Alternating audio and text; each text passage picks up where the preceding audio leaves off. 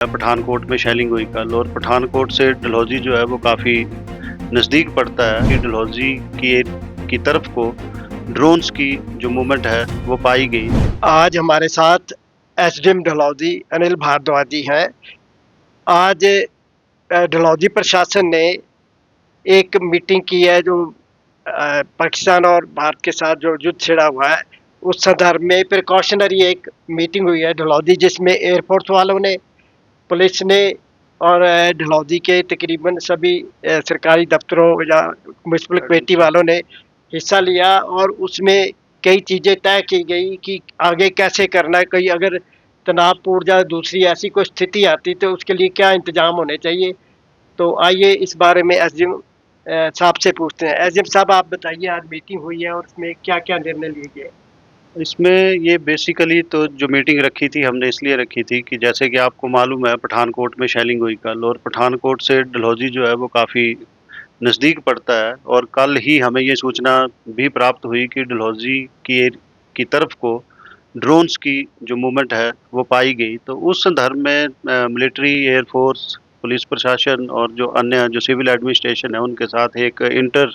जो कोऑर्डिनेशन है उसके लिए एक मीटिंग की गई कि कल को अगर कोई इस तरह का की बात यहाँ हो जाती है इस क्षेत्र में तो किस तरह से हम उससे उससे निपटें, कैसे उससे जो पार पाया जा सके। और जैसे ब्लैकआउट के बारे में आपने क्या निर्णय लिया, प्रिकॉशन ब्लैकआउट जो होने हैं। ब्लैकआउट के बारे में जब भी होगा तो उसका हमने सोशल मीडिया के थ्रू, आपके थ्रू लोगों में ये मैसेज जाएगा, और ब्लैकआउट जब भी होगा तो मेरा लोगों से आग्रह है कि ब्लैकआउट आपकी ही सुरक्षा के लिए, हम सब की सुरक्षा के लिए लिया गया एक निर्णय है, तो उस निर्णय का आप अच्छे से पालन करें। क्योंकि कई बार ये पाया जाता है कि लोगों ने लाइट चली गई तो इन्वर्टर वगैरह ऑन करके लाइट जला लेते हैं, उससे काफ़ी नुकसान हो सकता है। सोशल मीडिया पर भी काफ़ी